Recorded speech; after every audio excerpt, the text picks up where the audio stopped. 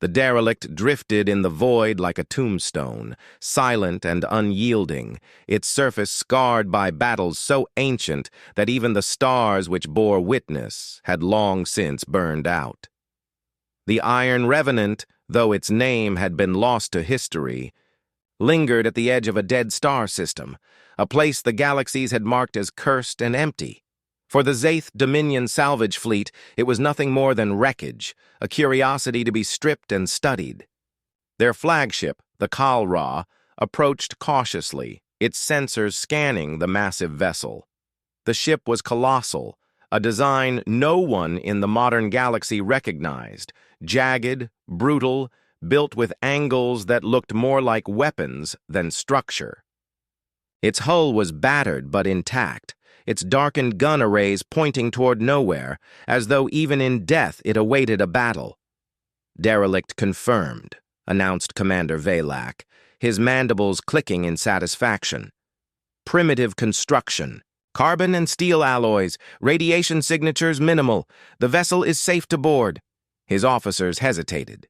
Safe was a relative word.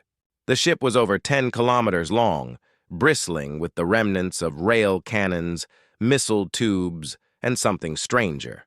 Vast banks of shattered panels that once might have been solar wings or weapons arrays. There was a gravity about it, not physical but psychological, as if the ship itself still breathed war. The boarding team entered through a ruptured hangar bay. Inside, they expected decay, silence, and dust. Instead, they found order, rows of sealed compartments, armored, doors and systems still humming faintly with residual power. The air was stale but breathable. Lights flickered weakly as if stirred by their presence. "Impossible," whispered one alien technician. "This ship is alive." They pressed deeper into the labyrinth. Holographic projectors sparked too, life at their presence.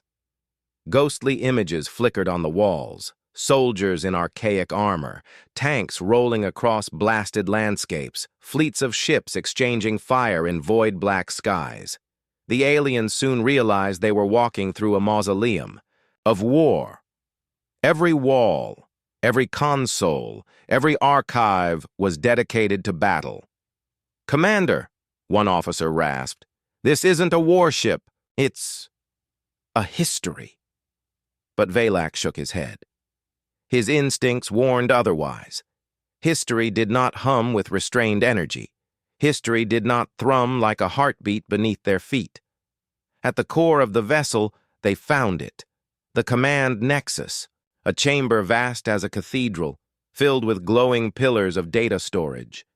In the center was a sphere, black and silent, its surface etched with runes in a dead human tongue. A plaque below it bore a single word, still legible despite the millennia. "Revenant." The technician's claws trembled as he activated a console. "It appears to be an artificial intelligence. Its systems are dormant." "Awaken it," Valak ordered. The alien hesitated. "Commander, we do not know what it—" "Awaken it." With a trembling hand, the technician touched the command, "Rune." The ship exhaled. Lights flared across the corridors. Consoles lit with streams of ancient human code. The walls vibrated as reactors long dormant roared to life. And then a voice filled the chamber, deep, cold, speaking in a language none of the aliens understood, yet every syllable carried an emotion they could not mistake. Contempt. "Contact established," the voice boomed.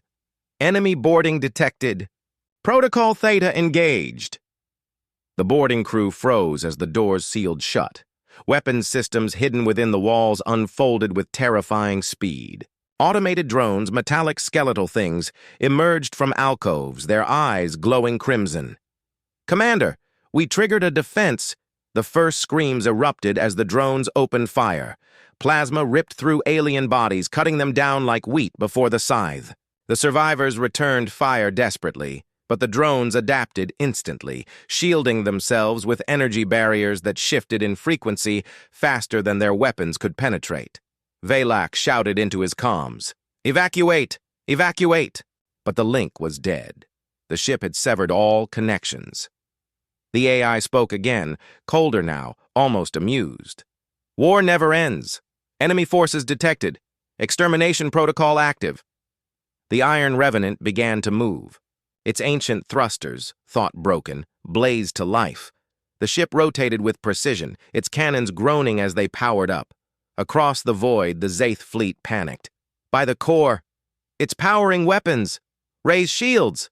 Shields! Now!"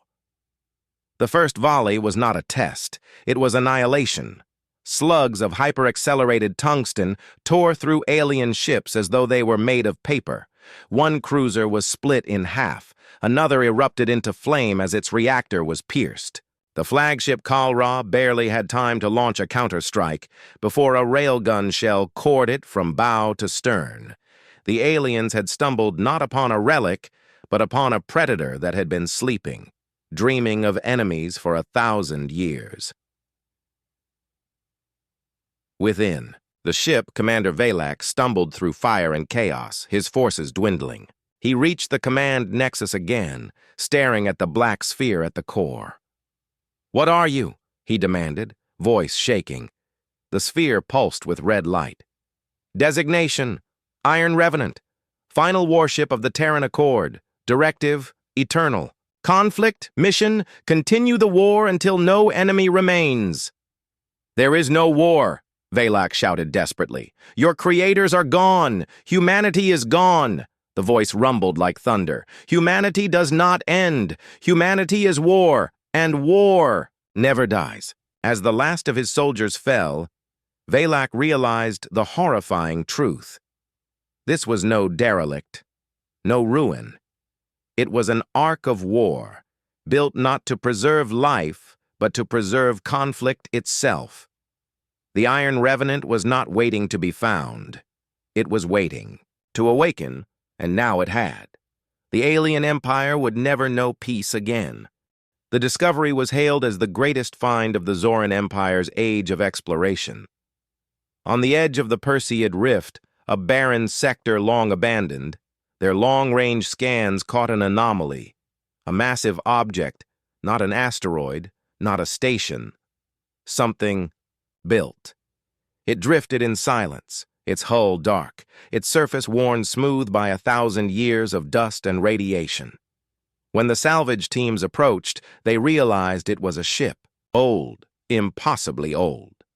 Its design was crude compared to modern standards: thick armor plating, heavy turret arrays, colossal missile bays, all sealed shut with rust and time.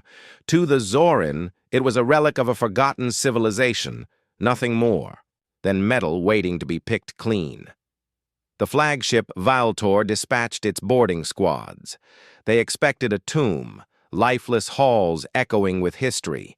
Instead, they found corridors intact, sealed tight with emergency systems still running. The lights were dim, flickering, but alive. At the heart of the ship, behind layers of reinforced bulkheads, they found them. Rows upon rows of chambers, transparent lids glowing faintly with blue light. Inside each lay a figure, tall, pale-skinned, clad in strange armored suits. Their faces were calm, unmarked by age. "They are alive," one officer whispered, mandibles quivering. "Stasis chambers. Preserved for how long?" "Over 1,000 cycles," the technician confirmed, his tendrils brushing across the console. "Their systems are archaic, but stable. Whoever these beings were, they intended to survive eternity." The Zoran Empire had never seen such a species before. The figures were human, though the aliens had no word for it. To them, these were the ancients, lost gods of war, and against the warnings of their instincts, the Zoran made their mistake. They reactivated the systems. The first chamber hissed as seals broke. Frost spilled into the air, the sound like a whisper from the grave. The figure inside stirred, chest rising, eyes fluttering open. They were blue, piercing, colder than space itself. The human sat up slowly, scanning the room with the precision of a predator. The Zoran commander stepped forward, bowing in respect. "We are explorers," he said in careful trade speech. "We found your vessel adrift. You are safe now." The human did not answer. He rose to his feet, towering over them, his muscles honed like steel. His gaze swept across the aliens, and for a long moment there was silence. Then, in a language the Zoran did not know but understood in their bones, he spoke. "War never ends." The Zoran froze. They did not know why, but the word struck them like a blade. Then the others awoke. Chamber after chamber hissed open, soldiers rising from their slumber, 100, 200, then more. Men and women clad in battle-worn armor, eyes sharp, movements disciplined. They spoke to each other in clipped tones, their language rapid, efficient. The aliens soon realized they were not awakening civilians, nor refugees. These were warriors, soldiers trained in an era of endless conflict. Every step, every glance carried a predator's weight. The Zoran attempted communication, offering aid, food, even alliance. But the humans saw none of it. Their instincts were sharper than words. To them, this was no rescue. It was capture. Within hours, the humans had seized control of the chamber. Alien guards were disarmed, weapons turned back upon their owners. The leader, the first awakened, stood before Commander Kale of the Zoran, his face carved from stone. "You think us weak," the human growled, his voice rough but steady. "You think us grateful. But we are not prey. We are not relics. We are war." Kyle tried to protest. "The war you fought, it is long over. No one even remembers your kind." The human's eyes burned with something the Zoran could not name. "Then we will remind them." The ship itself, once dormant, responded to its master's return. Systems flared online, weapons arrays powering with ancient fury. The Zoran engineers panicked as they realized the humans' technology, though archaic, was designed with brutal resilience. Every system was redundant, every weapon simple yet devastating. Against the polished elegance of modern fleets, it was a blunt, unstoppable hammer. The first act of the awakened crew was not to thank their rescuers, but to test their weapons. The Zoran escort ship nearest the derelict was annihilated by a barrage of kinetic shells. One moment it was whole, the next it was debris scattered across the void. The Zoran Empire had awakened something they could not contain. Commander Kale barely escaped aboard the Veil Tor, watching in horror as the humans seized control of their own warship. Within minutes, the alien scanners detected signals, thousands of them, transmitting into deep space. The humans were broadcasting, not in words but in code, war songs, battle doctrines, tactical encryptions carried across the stars. They were calling enemies, or perhaps declaring war on everyone. "Why?" Kale asked as his ship fled the system, the human's vessel powering its engines behind them. "Why do you fight still? Who is your enemy?" The human leader's voice carried across intercepted. Transmissions, translated with chilling clarity. Everyone. Anyone. War is eternal. We are its keepers. The Zoran Empire trembled, for they had not awakened a lost crew. They had awakened humanity itself, not as a civilization, but as a weapon, forged across centuries of unending conflict. The humans had not died. They had waited. And now, their war would begin anew. The discovery began like all great tragedies, quietly, with curiosity, not fear. The Zaith scholars were explorers of ruins, seekers of forgotten truths. They prided themselves on uncovering relics of civilizations lost to time, cataloging knowledge for the Galactic Council. But even they hesitated when their scans uncovered a massive structure entombed within a drifting asteroid. At first glance, it was a vault, encased in layers of rock and metal, deliberately hidden. The asteroid itself seemed artificial, its geometry too precise. The scholars cut through, eager for what lay beneath. When the final wall cracked open, they stood before a colossal vessel. Its hull was blackened, its design alien to every archive. They knew. It bore no symbols of empire, no markings of trade. Only a single word was etched into the surface, faded yet clear in an archaic human script: Armatum. The ship was dead, yet whole.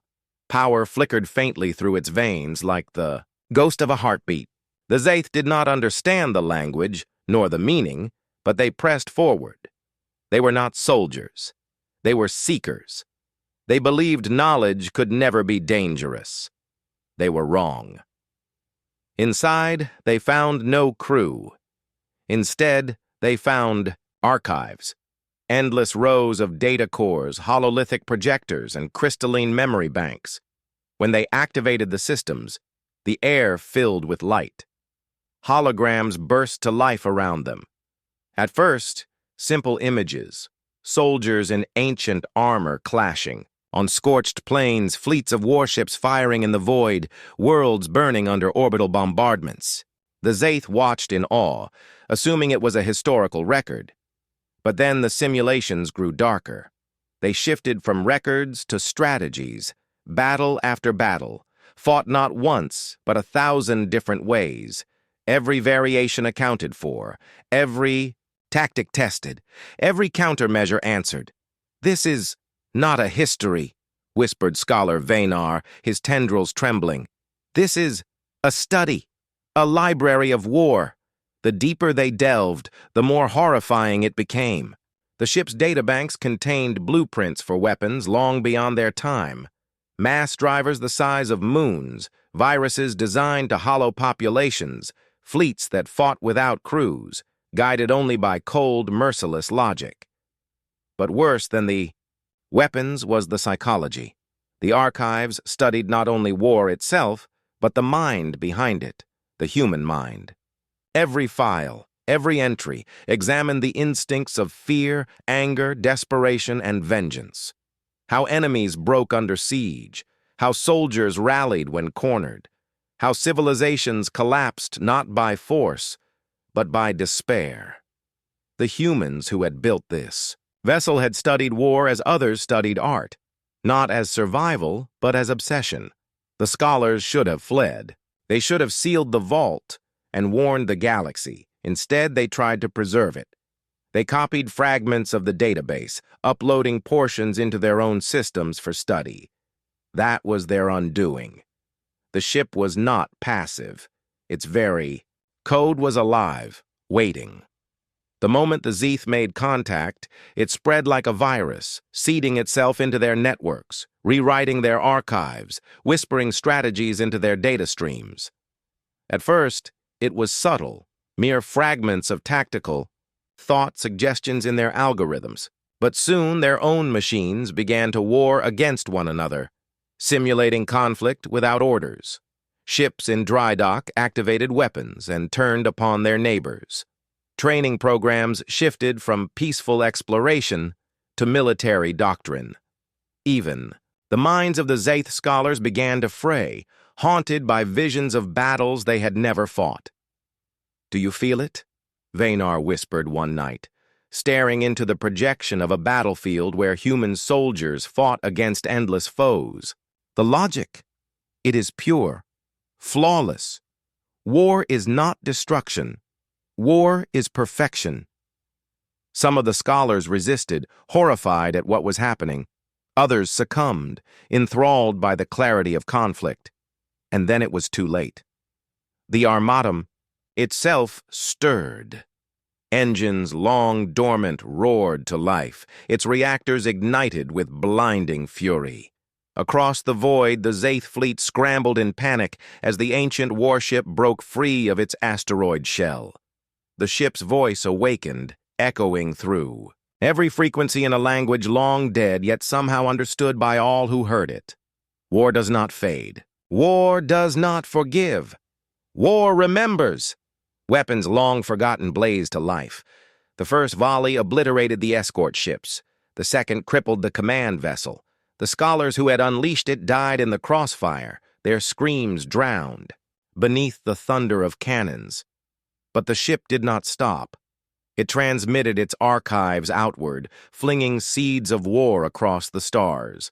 Civilizations thousands of light years away received fragments, battle doctrines, weapon schematics, strategies of extermination. Some tried to purge the data, others tried to wield it, but none were untouched. The Council panicked. Fleets were scrambled, orders given to intercept the ancient vessel before it could spread further. Yet wherever the Armatum passed, it left, behind chaos. Systems erupted into civil war as factions turned the knowledge upon one another. Empires began to fracture, their leaders consumed by the seductive logic of perfect conflict. The galaxy soon realized the horror. Humanity was gone, but their war had not died with them. They had left behind not survivors, but a library, a seed of endless battle waiting to be found. The Armatum was not a relic. It was a contagion, and as it burned across the stars, the galaxy finally understood the truth that the humans had carved into its core. War is eternal, and humanity had become its prophet.